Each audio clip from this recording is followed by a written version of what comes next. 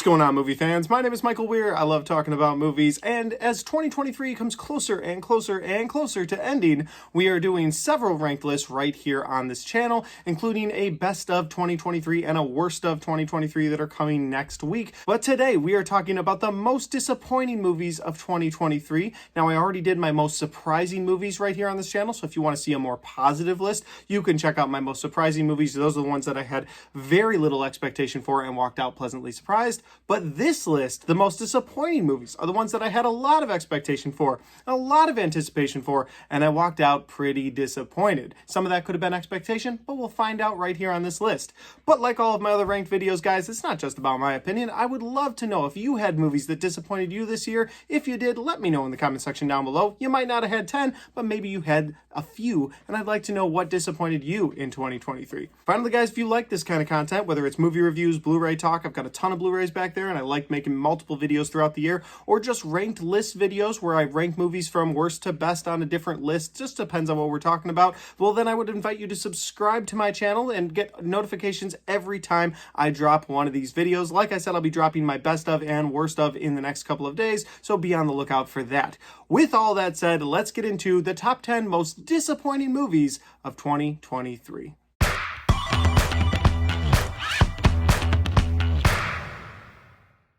Coming in at number 10 is Fast X. Now, I barely made the cut for this movie because how much expectation did I really have for Fast X? I thought that Fast X was better than 9, but that didn't make it a very good movie. And when you have people like Vin Diesel, John Cena, Jason Momoa, even The Rock makes an appearance, like you get all of these different people together, this movie should have been a hit. And instead, it just sort of fizzled out. The movie had way too many plot lines going on. I think the Fast and Furious crew is just way too big now. And then they try to fake out death at the end of this movie with multiple people in the Fast and Furious crew. And you know, when Fast 11 comes out, it's just magically that all of them survived from their different situations. And I know that's going to be the case because the most impactful death in the entire franchise, in my personal opinion, is when Gal Gadot jumps off the plane, saves Han by shooting the guy, but sacrifices her own life. That forces Han to go on a path to Japan and create the events of Tokyo Drift. So to me, that's the most impactful death.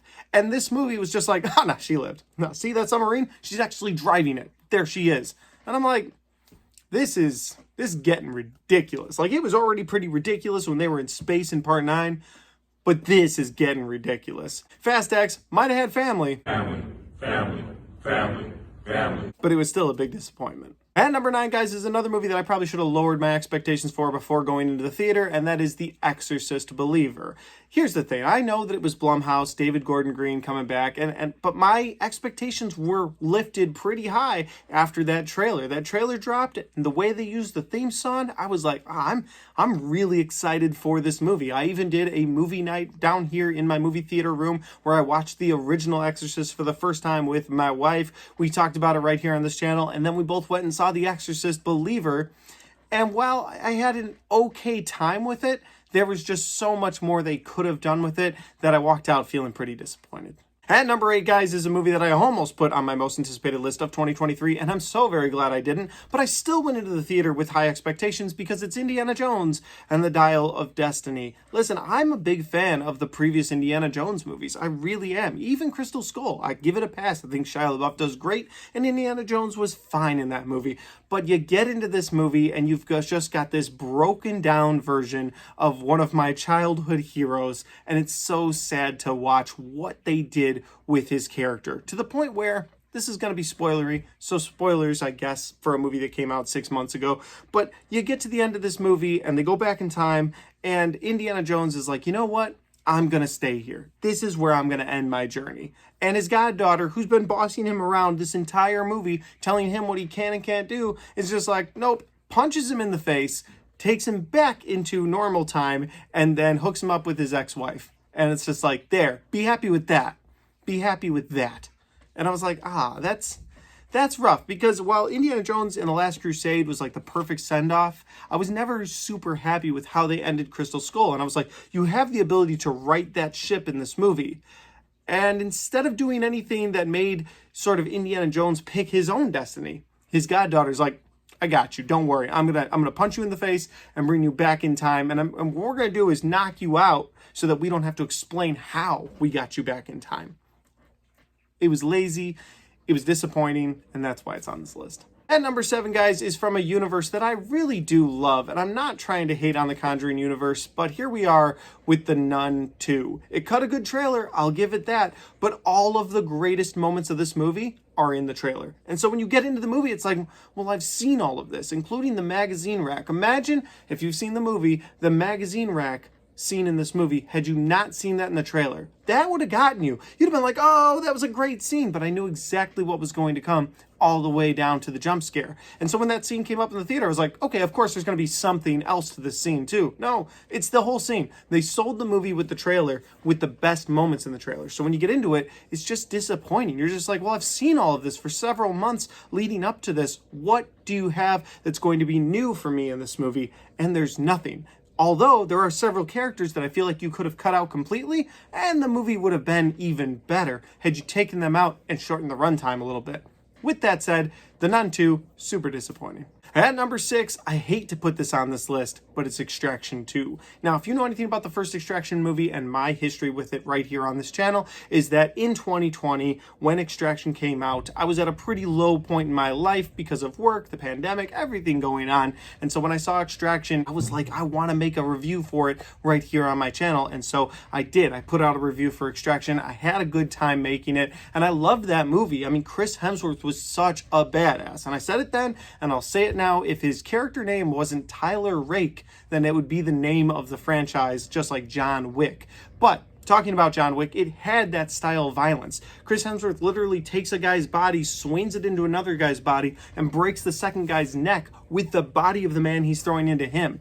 It's incredible. Very well done fights. A lot of fun. The plot was simple enough where a guy gets into a place. It's an extraction movie. He's got to get him and get the hell out of there. And of course, he's chased and has to kill everybody on his way out. Extraction was such a fun time. So when I heard Extraction 2 was coming out, I was hyped. I was ready for it. Had tons of anticipation. And then it dropped on Netflix, and it just didn't live up to that original movie. It disappointed me in so many ways. First of all, you have basically the exact same plot, where I know it's called Extraction 2, but he's got to get these people and he's got to get out of there. And I wanted a little bit more to the plot than that. There really wasn't. You had a couple of brother villains who he has to take on, and of course when he gets rid of one of them toward the beginning of the movie, the other one's now going to make it his mission to track him down, and now he's got to fight that guy. You also have several scenes in this movie where he gets shot at, and it's just wildly unbelievable. Like, at one point in this movie, Chris Hemsworth character Tyler Rake hides behind a ladder as he gets shot at from a machine gun, and that's his cover. And then he's able to jump out from behind the ladder. And this is a normal ladder with brakes in it. And he just jumps in behind it. It's like, what's going on here? He jumps behind that ladder. The machine gun misses him because apparently it only shot the bars of the ladder. Then he jumps out like a PlayStation 2 video game and shoots the helicopter out of the sky. I get that there were some good moments of violence in this movie, and there are some good moments. But overall, incredibly disappointing and a big step down from the first movie. I hope that if they make an Extraction 3, that they put a little bit more into the detail like they did that first movie. But that's just my opinion. We've made it to the top 5 most disappointing movies. And again, these are movies that I went in with a lot of expectations for. And that would be no different for my number 5 pick, Evil Dead Rise. Now, for opening scenes, this might be one of the best of the entire year. Love the opening scene of this movie. It's done at a cabin in the woods where, in my opinion, this franchise should stay. They ended up taking it to an apartment building for the rest of this movie, and instead of calling it Evil Dead Rise, they should have called it Evil Dead Convenience, because that's what this movie is. It's convenient scenario after convenient situation after convenient situation that leads to a showdown with a chainsaw. And I will give you the breakdown. There's conveniently an apartment building where all the tenants are being evicted and there's just a few holdouts left. Then conveniently, there's an earthquake that seems to only disturb this apartment building. Okay, so now this apartment building disturbed and people can't get out of it, but conveniently it broke open this concrete opening in the basement where conveniently this woman's kids go down into the basement to look at it, and they conveniently find records. But it has all of that on there, right? So you don't have to read the Latin, because of course nobody in the movie can read Latin, which is fine. But conveniently, one of the kids in the movie actually is a DJ, and so he has record players, so they're able to play the words that make the evil dead rise. And then conveniently, there's a work truck in the garage where the final act takes place, and she's able to use a chainsaw on a monster that looks like it comes right out of a Resident Evil movie. Overall, I wasn't a big fan of this movie. I was very disappointed with how convenient the plot felt, and I would love for this series to head back to the woods, back to a cabin where it belongs. At number 4, guys, we have Ant-Man and the Wasp: Quantumania.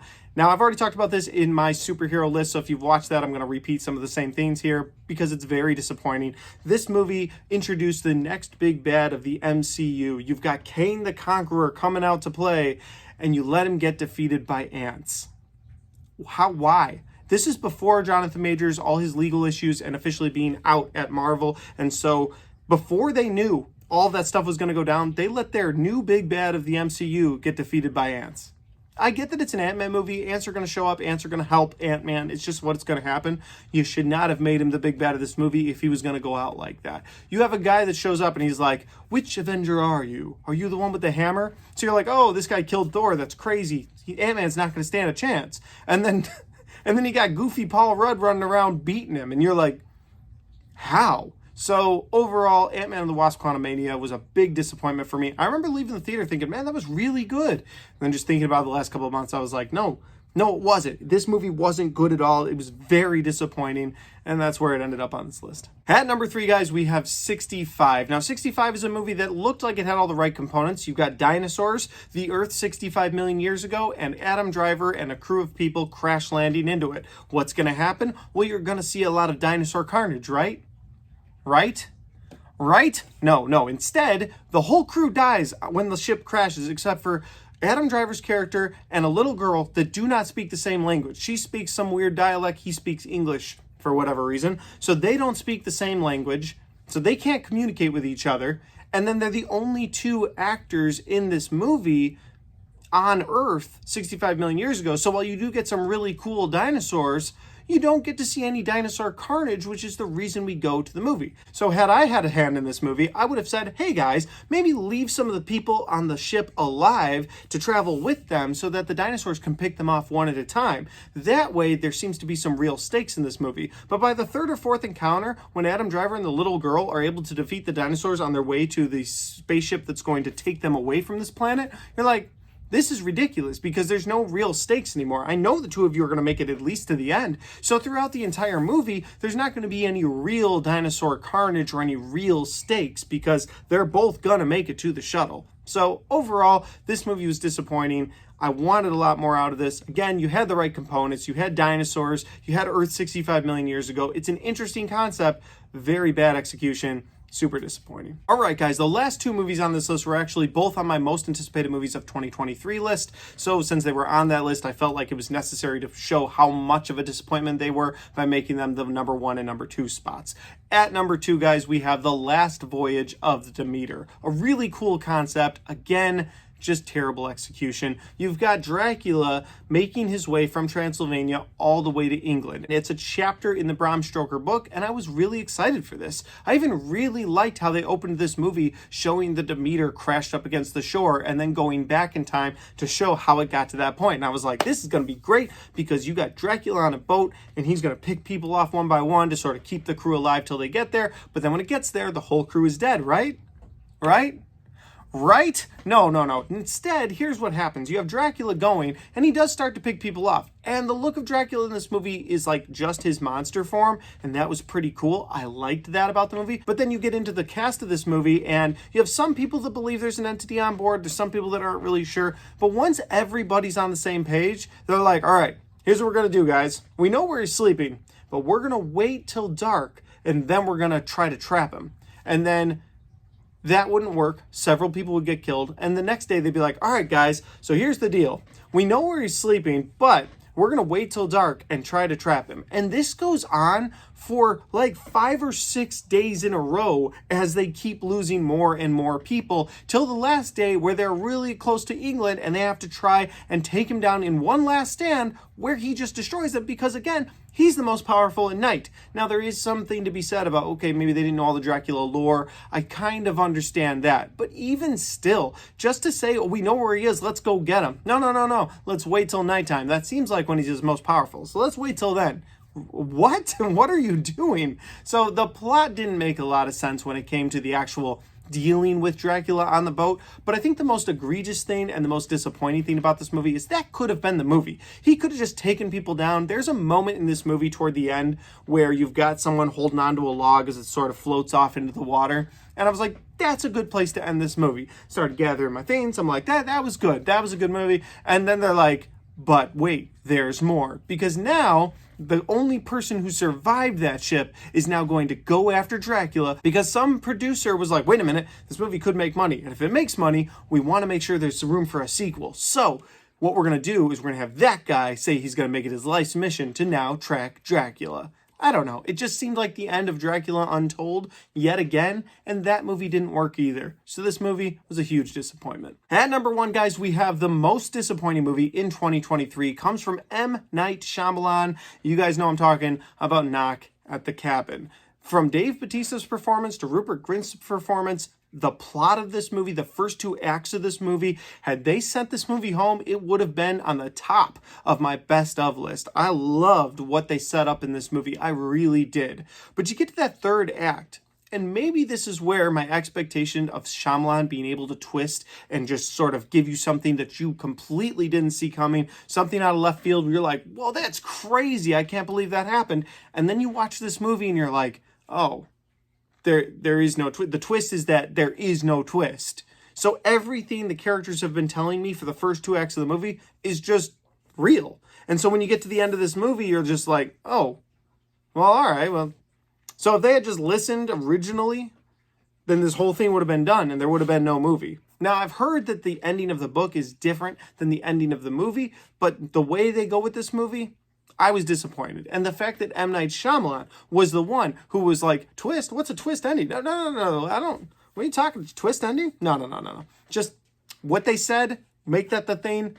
Fans are going to love it. And I walked out very disappointed. I walked out like, I can't believe that M. Night Shyamalan set up such a great movie. And we get to that last act and they were just like, yeah, no twist. Well, what was set up at the beginning? That's what's going to happen. And that was disappointing to me. And so it made it to my most disappointing movie of 2023. With all that said, though, guys, those are my most disappointing movies. Like I said before, I'd love to know if you had any disappointing movies this year. If you did, throw those in the comment section down below and let me know. And as always, guys, if you like this video and you want to watch more, don't forget to hit the like button because it helps the video, it helps the channel, and it helps me right here. Thanks for watching. I'll see you next time.